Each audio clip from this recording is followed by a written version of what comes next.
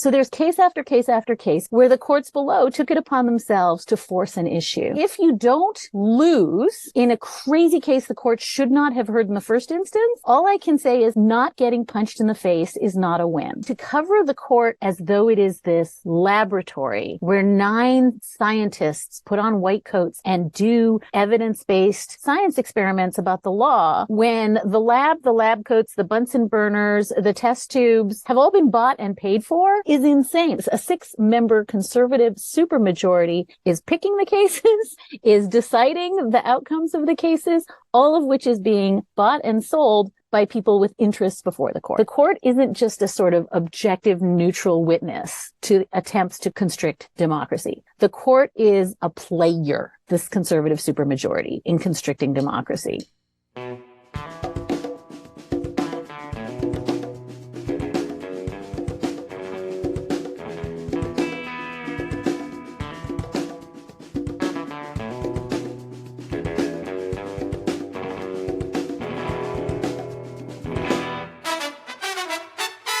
Welcome to episode 175. You heard that right. Episode 175 of the Refuse Fascism podcast. A podcast brought to you by volunteers with Refuse Fascism. I'm Sam Goldman, one of those volunteers and host of the show. Refuse Fascism exposes, analyzes, and stands against the very real danger and threat of fascism coming to power in the United States.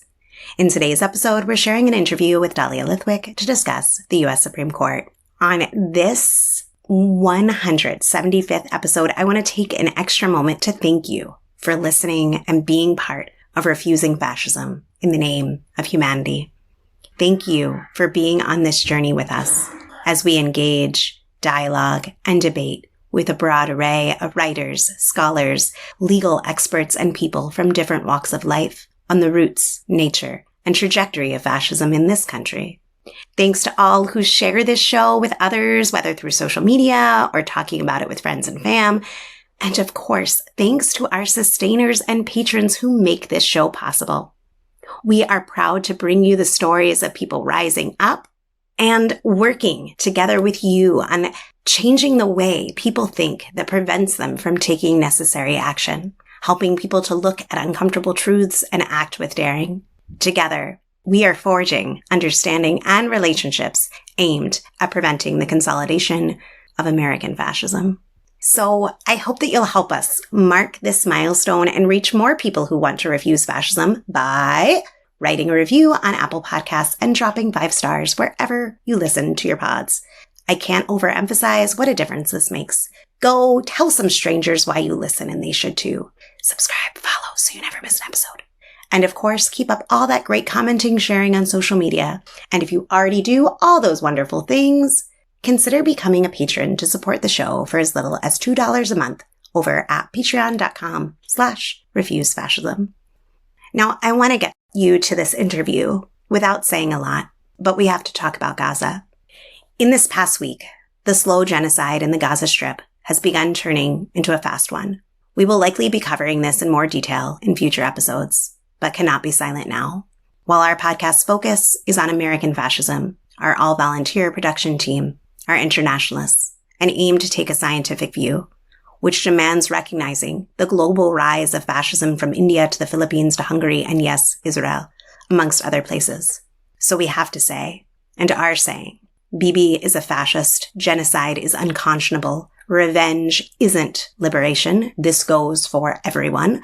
People are not their government, and people in this country have a responsibility for the crimes that our government commits. Right now, the Biden administration, while not fascist, is enthusiastically supplying and supporting mass murder in Gaza.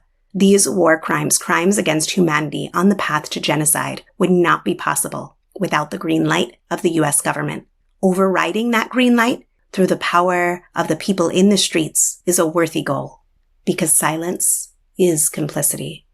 The horror we are already seeing has the potential for escalation on an unimaginable scale. It must be opposed. And to speak specifically to the terrifying and grotesque connection between this horror and American fascism, Benjamin Dixon pointed out on Twitter, yes, I'm still calling it that while some Jewish Israelis are calling on Netanyahu to resign, white American evangelicals are calling on Netanyahu to turn Gaza into a parking lot to kick off Armageddon. More on this to come. Related to my interview with Dahlia Lithwick, I wanted to call folks' attention to Alexander v. South Carolina State Conference of the NAACP. This past week, the Supreme Court of the United States heard oral arguments in the case involving NAACP-led challenge to South Carolina's racially gerrymandered congressional electoral maps. These maps were ruled unconstitutional by a federal district court back in 2021. And this past week, oral arguments strongly indicated that SCOTUS will rule in favor of upholding South Carolina's Republican-drawn, racially gerrymandered congressional district. So stay tuned for more coverage on this in future episodes. With all that, here's my interview with Dahlia. We are promised a quieter, calmer Supreme Court term. All that's on the line are potentially women's lives, death to the administrative state, the potential triggering of another Great Depression, with the potential for bans on trans healthcare teed up by Dobbs, and potentially the limiting nationwide of access to the abortion medication mifepristone. There are some great resources out there to learn the legal details of the cases before the court this term, notably a recent episode of Amicus featuring Mark Joseph Stern, as well as the 5-4s podcast term review. So check the show notes for those. But here today, we're going to pull back the lens on how this court and this term fit into what we on the show would call the growing fascist threat and the stakes of the cases they will potentially be hearing and deciding this year. To help us, I am honored to welcome back on the show Dahlia Lithwick. Dahlia writes about the courts and the law for Slate and hosts the podcast Amicus. Welcome, Dahlia. Thanks for joining Refuse Fascism. Thank you for having me back, Sam. It's great to be here. I mean, given your cheery introduction, great is possibly a poor word choice, but it's certainly bracing to be here. Who knows, right? And none of these things are predetermined, and we'll get into that. I would rather be proved wrong, obviously, on everything. Yeah, and I think one of the things we're here to talk about is the ways in which sometimes a term like last term, which is by every measure catastrophic for the things that we value, gets framed by like corporate media as, hey, it was pretty middle of the road. You know, look at Brett Kavanaugh, the great moderate. That guy is basically a centrist. One of the things we have to pull at is why the mind is so desperate to rewrite what has happened and what is going to happen through this lens of everything's fine. Such a good point. I'm going to put a pin in it, and I want to get back to that. I really appreciated you and Mark's writing that this term you wrote, quote, is an opening under the cloud of rolling ethics scandals that cut to the heart of the court's legitimacy, end quote. And you pointed our attention to what you both called the tectonic shift that has already happened within the court itself. I wanted to talk with you a little bit more about what is this radical transformation of the court that we're seeing? How does that relate to the ethical scandals that are now like encompassing the court as a whole? So that's, I think, exactly the right framing question to go into this term with, because I think we have, among our other sloppy media tendencies, we have a tendency to tell a kind of split screen story about the Supreme Court. And one is, let's look at the cases on the docket. They're taking fewer and fewer cases, right? So between 60 some and 70 some, the lowest we've ever seen. And we have this N of a handful of cases, and we look at them as though they're science experiments. Look at this totally neutral, oracular court that's doing this amazing, totally dispassionate test of whether the Chevron doctrine still exists. And we can talk about what that means in a minute. Then there's this other screen. And by the way, that first story of like the dispassionate, oracular court on high, that the only thing that matters is the output in the last 2 weeks of June. That's the story we've been telling for decades about the court. Now there's this other story in the other screen that is, what the hell's going on with Harlan Crow? Why are the Koch brothers flying Clarence Thomas to high donor events where the people who spend the most money get to hang out with Clarence Thomas? And by the way, the Koch brothers like literally are at the epicenter of transforming the court and eviscerating the regulatory state. there's this sloppy tendency to cover kind of doctrine as this neutral, we'll just watch this thing play out and see what happens to the Second Amendment this term. And then this kind of scandal-ridden, oh my God, look at the size of the yacht and how many dollars does it cost to have an RV and what is a Glacier Martini anyway and why is Sam Alito not disclosing? And we're watching that like it's a kind of soap opera, like a kind of other story. What Mark and I were trying to do in the piece you're referencing and also in the podcast you're referencing is to knit those stories together and say that that second story, which is being covered by ProPublica and Politico and the Washington Post and the Guardian and the places that don't cover the court as though it's this mountain of truth on high, but as though it's a political institution, that story explains the first story, which is why is the wealth tax case even on the docket? Why was the independent state legislature case last year even on the docket? Why is it that Harlan Crow's wife, Kathy Crow, sits on the board of the Manhattan Institute that has briefs in all these cases? They're not separate stories. And so I think what I want to say, at the risk of belaboring the bad metaphor we used in the piece, Sam, is that to cover the court as though it is this laboratory where 9 scientists put on white coats and do neutral, evidence-based science experiments about the law, when the lab coats, the Bunsen burners, the test tubes have all been bought and paid for by Barry Said and his $1.6 billion that he gave Leonard Leo to use on the courts, is insane. Like, we cannot be this clueless. And so I want us really to think about the term as the fusing of a story of what are the cases and what's going to happen to the law, and the story of how did we get here? And how did we get to a moment where a 6-member conservative supermajority is picking the cases, is deciding the outcomes of the cases, all of which is being bought and sold by people with interests before the court? They're the same story. I guess to probe further in that, how did we get to this point? WNYC and ProPublica have an amazing new podcast out called We Don't Talk About Leonard. The first 2 episodes have dropped, where they essentially do the stringboard. And it's not a complicated stringboard. It's a stringboard that actually has like 2 strings. We need to understand that this effort to commandeer the judiciary for the purpose of making sure that the very wealthy, the very white, the very conservative big donors and oligarchs run the country through the courts because they can't win through democracy has been ongoing for decades. The fact that we were kind of asleep at the switch, and I want to be very transparent and say, you know, it's been a huge source of what we're doing editorially at Slate, which is mea culpa, because we have not covered it enough this way. But the fact that we continue to say it's too confusing, I don't understand, who's Leonard Leo, you know, what's wrong with a justice flying on an empty seat to an Alaska fishing retreat with a guy who had a case before the court? We do that at our peril, because I think this is the most obvious manifestation of how you commandeer democracy when you cannot win by voting. You cannot win in the legislature. The only way to win is to capture the courts. And how we got here is that that's been happening in plain sight for many years. And those of us who cover the court didn't really cover it. We didn't think it was our beat. And the folks whose job it was to say, hello, this is happening, were treated like they were nutbags, even though they were right about everything. I think that's really essential background to start the conversation, because this is the foundation on which all these cases, regardless of the year, are going to be decided.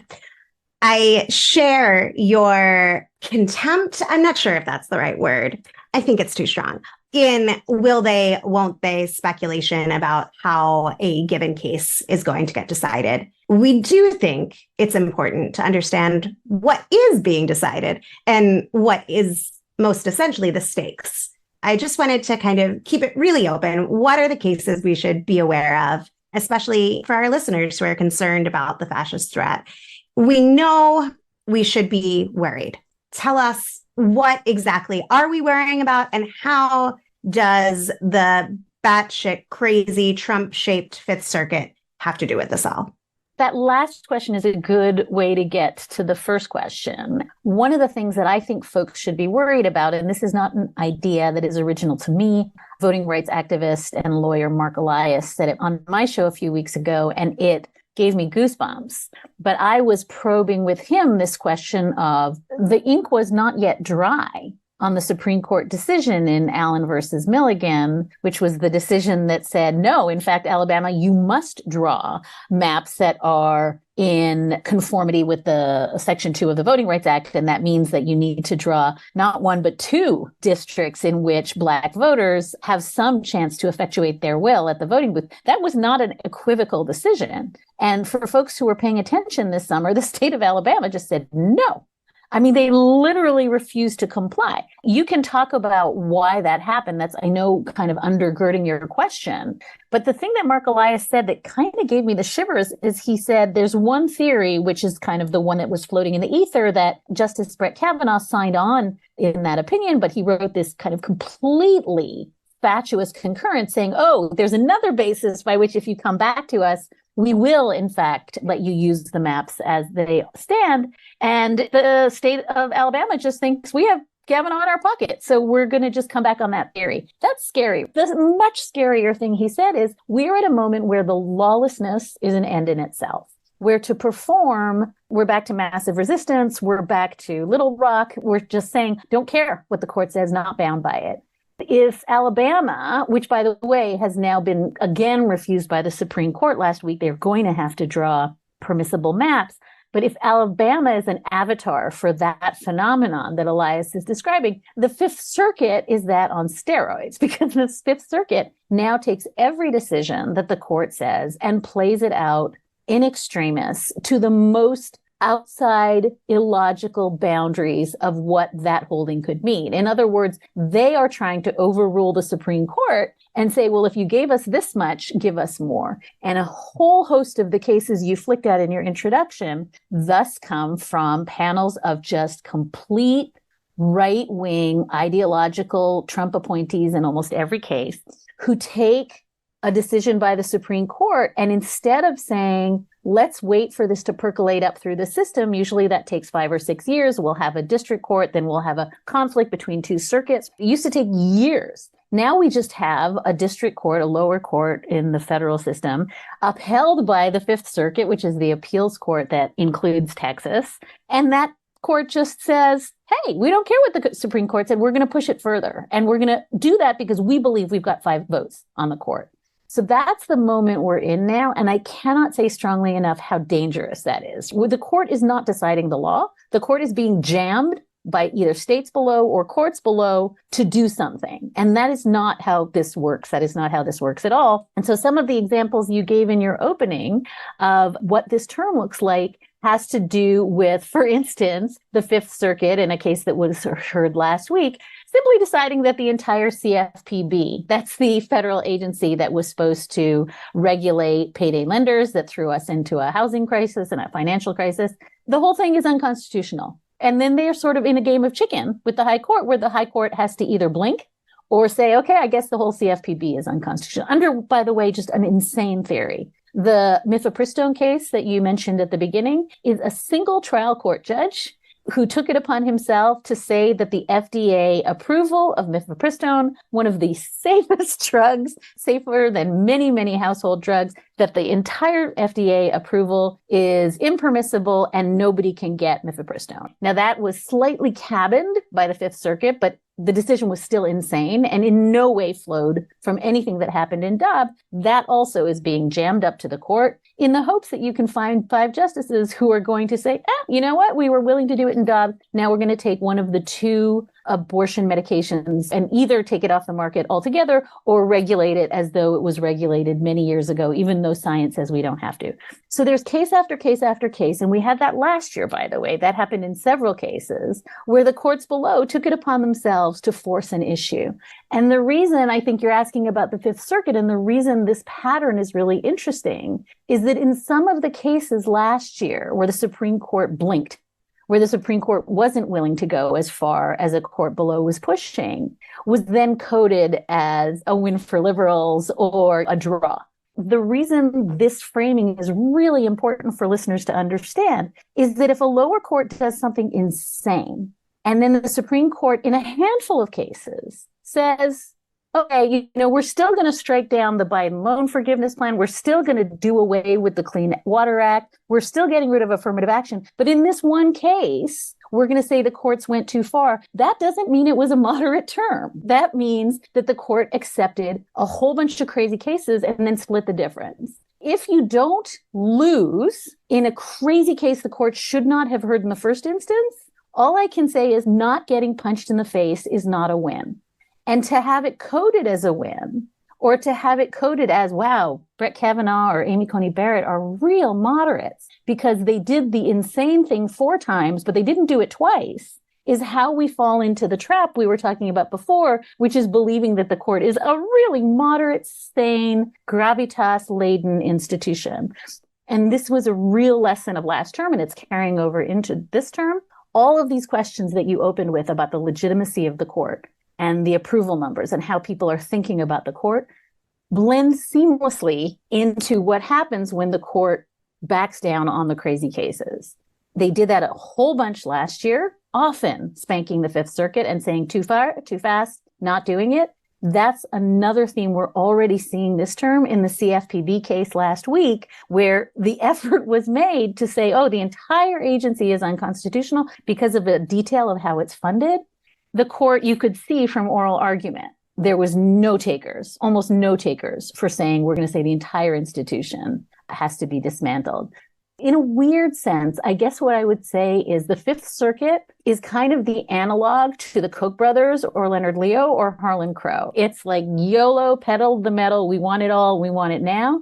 And the court, which might have been inclined to grant a lot of that, but does not really like the appearance of having courts below boss around, more and more is finding itself in this place, again, because we know the Koch brothers bought this outcome. We know that Harlan Crow purchased this outcome, is finding itself in the position where it's modulating some of the crazy because, as you said, the legitimacy issue percolates beneath all of it. That is a really helpful way of putting it. I think that there's a sense of them having to make calculations that they didn't before. I am not a gambler. I don't like it. I'm terrible at it. I'm a terrible liar.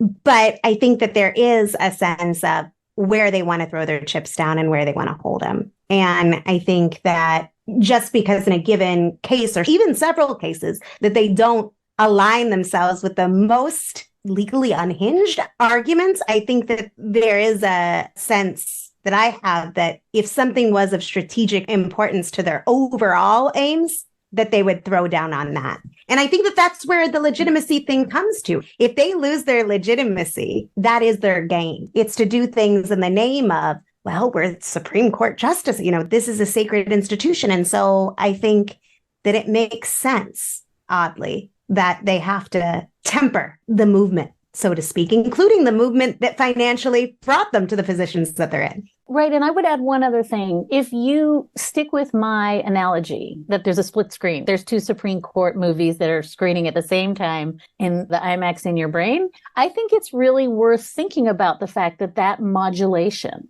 in the doctrine that you're describing, we're not going to do the thing in the Indian Child Welfare Act that was completely bonkers and never should have happened, but it got mashed onto the court. We're going to vote for the tribes. We're not going to do the completely crazy, bonkers, insane thing in Section 2 of the Voting Rights Act. Those decisions to modulate extremity in doctrine, in the second movie that has to do with ethics and the way the justices are comporting themselves, how they're talking, you're seeing that same modulation. So just in the last few weeks alone, and this is important, Clarence Thomas filed an amendment to his disclosure form saying, oopsie, forgot to disclose a couple of trips. That seems trivial because he didn't disclose a whole lot of other stuff that is still problematic, but it's a thing. Last week, Clarence Thomas agreed to recuse himself in a case that involved John Eastman, who is accused of being one of the legal architects of the January 6th legal strategy. Folks may remember Clarence Thomas refused to recuse himself in a similar January 6 documents case. And in fact, was the one lone dissenter when the court decided. And he was like, not only am I not conflicted, even though my wife was in communication with these people. I'm going to actually write a dissent as though I am a neutral party here. That didn't happen this time. Last summer after Dobbs, there was a horrific whisper campaign where the justices were all slamming each other and saying awful things about each other and talking about how much they hated the Chief Justice. That stopped this summer. But I know these seem like trivial modifications, like, when you're accepting $500,000 trips, I know that the idea that you actually recused from one case might seem trivial, but it signals to me that the same court that is aware of public disapprobation in the doctrine is aware of public disapprobation in judicial conduct. This came up a lot last spring when the Senate Judiciary Committee asked Chief Justice Roberts to come testify before them about this ethics stuff. And he just wrote them this kind of Dear John, suck it, independent judiciary and separation of powers note, which I think it was Jamel Bowie said on my show was probably the most consequential document of the year last year. Nobody paid any attention to it. But the idea that the court was not only in the throes of this horrific ethics meltdown, that the public really cares about, by the way, across partisan lines, but then faced with the prospect of coming clean, addressing the issue, walking across the street, testifying, saying super duper sorry, we're at least looking into it. Instead, we got to talk to the hand. That was shocking. This year, what we have heard from several of the justices in speeches this fall was much more conciliatory. That fact that they are pulling back from the madness of the term that gave us Dobbs and Bruin and Coach Kennedy and the EPA, the fact that they're pulling back from that kind of what Leah Littman calls the YOLO court, the only live once court, and both doctrinally and it seems to me in terms of conduct and behavior and signaling that they are not monarchs, suggests not that the court has become liberal since Dobbs, or even moderate since Dobbs. It means they're not stupid since Dobbs. I guess I have to score that as a win. Looking at the cases that are coming this term, some have been heard and most of them have not been. One of the main themes, it seems, of this term is restricting or even eliminating the function of government agencies. And you spoke to one already. What are the cases that they're deciding in regard to this topic and what's on the line there? I mean, the two big ones are one that I mentioned already, which is the CFPB, the Consumer Financial Protection Bureau. That agency was, as part of Dodd-Frank in 2008, an attempt to create a legal accountability and responsibility for all of the horrible predatory behavior that targeted mostly vulnerable customers. The CFPB has been a stunning success. It has returned over $17 billion to vulnerable consumers. It has regulated the heck out of payday lenders, and it has been in every single way thumbs up for how a federal agency can really make a difference. So, of course, the banks and the payday lenders want to end it. So the case, as I suggested, was argued last week, which was the first week of the term, was an effort by a lower court to say, oh, you aren't funded by way of annual appropriations. You're funded by way of a different mechanism, which is a mechanism that lots of banking regulations require. Therefore, the entire thing is unconstitutional. Therefore, everything it has ever done or ever will do is unconstitutional. The other case that is equally important has to do with this idea of Chevron deference. And Chevron deference is a long-standing notion. It dates back to a 1984 case that if you are looking at a regulation and it is somehow ambiguous, you defer to the agency's own reading of its own regulations. And that's obvious, right? You have a bunch of scientists who are deciding what the Clean Water Act means, or you have a bunch of judges. You pick the scientists, right? That's how you err on the side of expertise and consistency and non-political decision-making. And suddenly in another case, we are seeing that being challenged. And the notion will be, I guess, from now on that judges can substitute their reading of an ambiguous statute. So this is all of a piece with, as I said 2 terms ago, when the EPA's Clean Air Act was kind of cabined by the court. Last year, the Clean Water Act severely rewritten by Justice Alito. What I want to say about this is, this is how government works. We have agencies full of experts that do their very best to enforce laws that Congress passes, that give us clean air and give us clean water and make sure that our food isn't poisoned and make sure that we are free of diseases like polio. That's how government works in this century. And this longstanding effort to roll back what's known as the administrative state, where all of these regulatory agencies, all these ABC agencies that do the work of government, is essentially just a big business kind of chamber of commerce strike at the heart of how government is done. If you end all those agencies, you're free to pollute, you're free to exploit your workers, you're free to do whatever you want. So none of this is hard to understand. And you can put a name on it, like Chevron deference and doing away with Chevron deference, or you can put the name on it called the major questions doctrine, which is the same thing, which is just saying no entity can decide what its own rules mean because Congress has to say it with such specificity that it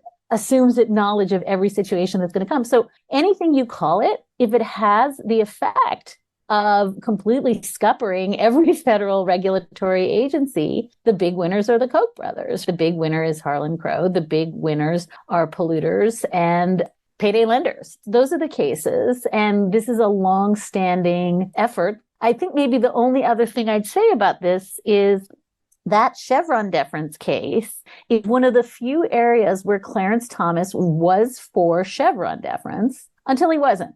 And suddenly he famously says he's not evolving, his views don't change. He is just a strict constructionist, an originalist, and whatever he believed in 1980, he believes today. This is one of those areas, weirdly, having hung out at a bunch of Koch brothers functions, where it became manifest that this is not what the oligarchs and the multi-billionaires want, that now all of a sudden he's on the other side. And so I'm not suggesting, and I don't think anyone has suggested, that they bought his vote switch in those cases. But I am suggesting that if you cultivate and hang out with and reward and give gifts to Supreme Court justices, it's entirely possible that they may come round to your viewpoint on matters of whether we should have regulatory agencies. There's a whole host of these cases last term, the term before, and this one.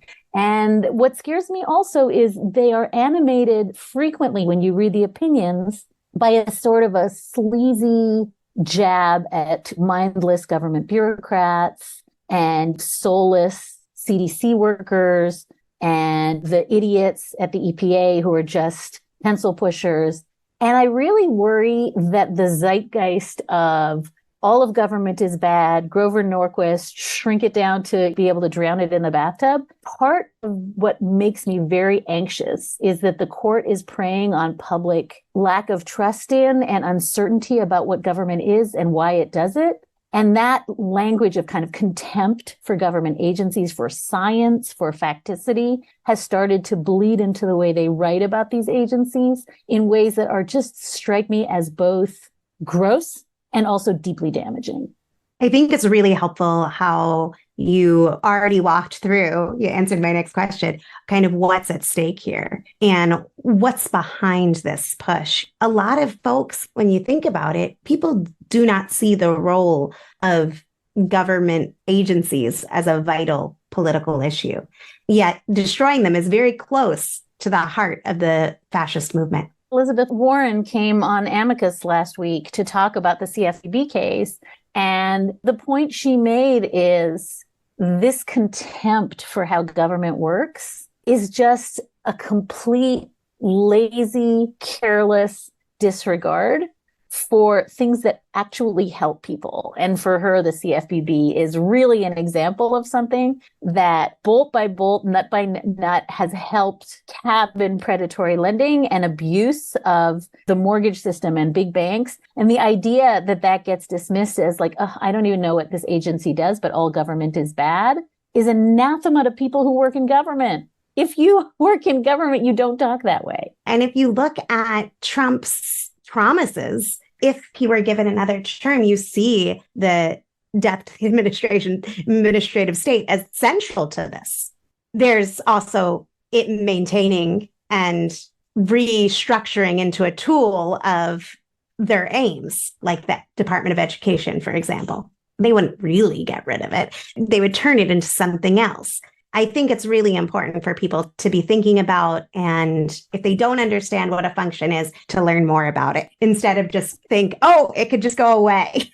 Earlier, I think in my opening, I mentioned women's lives being at stake. And there's a case that will be heard that will involve whether or not, basically, domestic abusers can have firearms to kill their wives that they have abused.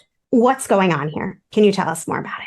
I really want to talk about this case, Sam, because I think sometimes when you do one of these curtain raisers and you talk about like voting rights and then you talk about like the administrative state, it all feels incredibly inchoate. Like it's hard to say, why will this affect me? And this is a case that I think is really, really concrete what the issue is. And I think it goes to the exact thing we open with when you asked me about the Fifth Circuit, which is where are baby horrible cases born? Like baby horrible cases are born when you have the Fifth Circuit doing something that is way ahead of what the court authorized the last time around. So just for context, the last time around was when in June 2022, the Supreme Court decided a case called New York State Rifle and Pistol Association versus Bruin. And that case massively expanded handgun rights. It struck down New York's longstanding handgun licensing scheme. And it essentially said that there's a new test from now on that any gun law has to be tested for its constitutionality under the Second Amendment by showing that the ban, whatever it is consistent with the historical tradition of regulating arms. And that means you have to find an analog for the gun law, either at the founding or the time of the ratification of the 14th Amendment when the Second Amendment was incorporated against the states. This is insane because it has forced judges around the country, to become historians. They're literally convening panels of historians to look through history and say, is there an analog for this gun regulation, for instance, that says you can't saw off the serial number on your weapon? And the answer is no, because guess what? Muskets didn't have serial numbers. This is what we now do. And so Rahimi becomes a really horrifying case because this is the case of a guy called Zaki Rahimi, who in 2019 was having an argument, as you noted, with his domestic partner, his girlfriend, the mother of his child, in which he knocks her to the ground. He drags her back into the car. He smashes her head on the dashboard and then tells her he's going to shoot her if she tells anyone about it. A Texas state court, as one does, enters a domestic violence restraining order against him. As typically happens, that order says you are a domestic abuser. You cannot possess a gun. And if you possess a gun from here on in, it's a felony. Unsurprisingly, Rahimi becomes a suspect in a whole bunch of shootings. Surprise, surprise. He's got a gun and he's charged with violating a federal law that says you cannot possess a firearm if you have been adjudicated to be a domestic abuser. He pleads guilty and he is sentenced to go to jail. The Fifth Circuit Court of Appeal initially upholds this conviction because that's the law. But once the Bruin decision comes down in 2022, they pull it back and they say, hey, even though he violated this law that says you can't have a gun if you have been adjudicated a domestic abuser, he still gets to have Second Amendment rights because guess what? There's no such thing as domestic abuse at the founding. Because, let's be honest, your spouse or your wife was chattel. In fact, you were allowed to beat her. It was a prerogative. It wasn't just not the law. So this is the problem with this text and history insanity. And now we have a case where the Supreme Court has agreed to hear a bananas decision from the Fifth Circuit that says, I guess, every single law that protects domestic partners, and we know what the odds are if you are in a violent relationship of being dead if your partner has a gun. This is not a joke. People will die. And the Fifth Circuit is like, well, what can I do? Hold me to the text and history rule of Bruin. And to be sure, this is a really gross case, but we have had progressive judges around the country striking down under the Bruin test. Perfectly sane, normal, life-affirming gun laws. I mean, it's shocking for the reasons you just flicked at, which is this is a collision course between centuries of laws that permitted women to be abused and a few decades of laws that are finally put in place that try to protect them. And a constitutional theory that would set us back to, sorry, ladies, sucks to be, the victim of domestic abuse, but since there was no such thing at the founding, you're out of luck. That's where we are. And it is so consequential for every gun law in the country, but it's consequential just to kind of end this where you started, because this is the Fifth Circuit not waiting around, not saying, okay, we're going to let the Bruen ruling mean what it means and figure it out and apply the test. This is, hey, we're taking back a decision that we made because under Bruen, this is not good law anymore. And we're going to let this guy go free. So I put this in the sort of line of cases where the court is getting jammed from a court below that is forcing its hand. I'm also putting it in the column of cases that this court does not want to touch because we have more mass shootings this year already on the books than the year before. But I also really think this puts to the lie the idea that democracy can work, because we know what the public thinks about sensible gun regulations. It is not a close issue. And this is the court short-circuiting the democratic process and saying, oh, what we really mean is if it wasn't a law in the 18th century, it can never be the law. That's where we are. And I just want to talk about it because I think if people care about their kids being shot at school or about victims of horrific domestic abuse not being terrorized in their homes, then the answer doesn't solely take you to, so get out and vote, because people get out and vote and these laws are enacted and they're wildly popular. If that can be short-circuited by a court that says, all those laws are unconstitutional because we're using a test from 200 years ago, getting out and voting doesn't do it. And this is the last thing I want to say about Rahimi. It really peels open this question of, people keep saying, as long as I vote in the next election, this stuff gets solved. It doesn't get solved if the Supreme Court can do what it wants with impunity. And so I want to really make the case, and I think this is another one of those dots we fail to connect at our peril, that what the Supreme Court is doing is not just subverting majority will and popular will. That's bad. The Supreme Court is also a party to a long-standing, whether it's blessing voter suppression, blessing voter ID, whether it's blessing Shelby County versus Holder and eviscerating the Voting Rights Act. The court isn't just a sort of objective, neutral witness to attempts to constrict democracy. The court is a player, this conservative supermajority, in constricting democracy. And when Justice Alito writes in the Dobbs decision, oh, ladies are not without political power. If you don't like Dobbs, take it up at the voting booth in your state house. If you are making it impossible to effectuate your will at the state house or the voting booth, then that's just a troll. That's not even an empty promise. That's a joke. And I want folks who are mad, and God bless like the Youngs, because they're really mad about gun violence. Look at them in Tennessee. I want them to understand that if you think that just passing a law is going to get you there, look at Rahimi, because we've passed laws for decades to protect women from violent partners. And if the court strikes it down, passing another law doesn't get us out of this. Thank you so much for that. We're going to be paying close attention to how this unfolds and continue to be talking about it. The alarm that you are raising, and more fundamentally, where this could go and why this is going this direction, is the most essential. I would not be doing my non-paying job if I didn't close out the conversation by asking you to just at least briefly talk about the Trump trials in the face of his mounting indictments, trials. He's now escalated threats of violence against his quote unquote enemies, whether they be Democratic Party leaders, judges, special investigators, General Milley, Black people. His campaign promise of vengeance is getting more overt and increasing in frequency and bloodlust, yet he's still the top frontrunner for the GOP by miles. He's not banned or prevented from continuing his campaign and is backed up and defended by a thoroughly fascist GOP. And yes, a legion of millions armed to the teeth. I just wanted to give you a moment if there's anything about these trials that you want people to be thinking about, questioning, or that you're wondering about. So you want to end on a happy note, is what you're saying. Good. All right.